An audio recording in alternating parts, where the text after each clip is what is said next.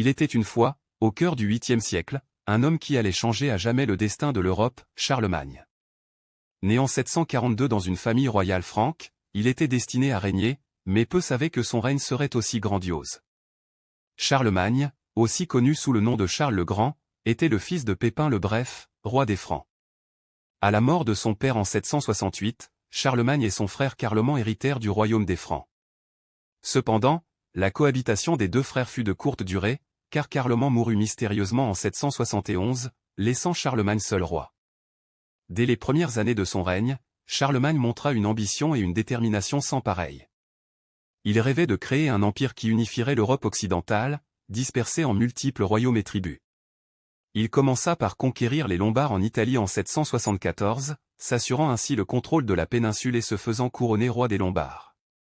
Charlemagne poursuivit ses campagnes militaires, notamment contre les Saxons, une tribu germanique païenne. Cette guerre, qui dura plus de 30 ans, fut l'une des plus féroces de son règne.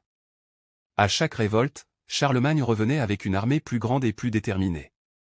Finalement, en 804, il réussit à soumettre définitivement les Saxons et les convertir au christianisme, consolidant ainsi son pouvoir sur une grande partie de l'Allemagne actuelle. Mais Charlemagne ne se contentait pas d'être un conquérant. Il était également un administrateur avisé et un protecteur des arts et de la culture. Il établit une capitale à Aix-la-Chapelle, où il invita les plus grands savants, poètes et artistes de son temps.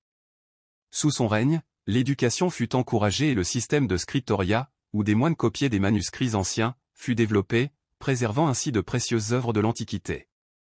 Le 25 décembre de l'an 800, Charlemagne reçut la plus grande récompense de sa carrière. Lors de la messe de Noël à Rome, le pape Léon III le couronna empereur des Romains, restaurateur de l'Empire d'Occident. Ce geste symbolique marquait le renouveau d'un empire chrétien en Europe, avec Charlemagne à sa tête.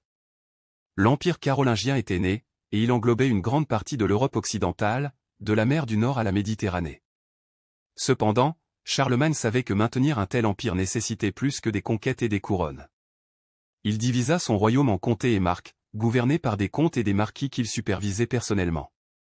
Il établit également les missi dominici, des envoyés spéciaux chargés de parcourir l'empire pour s'assurer de la loyauté et de l'efficacité des gouverneurs locaux. Charlemagne mourut en 814, à l'âge de 72 ans, laissant derrière lui un empire puissant et uni.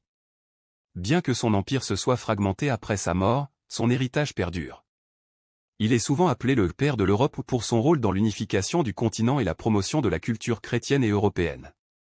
Ainsi, l'histoire de Charlemagne n'est pas seulement celle d'un roi et d'un conquérant, mais aussi celle d'un visionnaire qui rêvait d'unir les peuples sous un même étendard. Son règne marqua le début d'une nouvelle ère pour l'Europe, une ère de renouveau et de civilisation.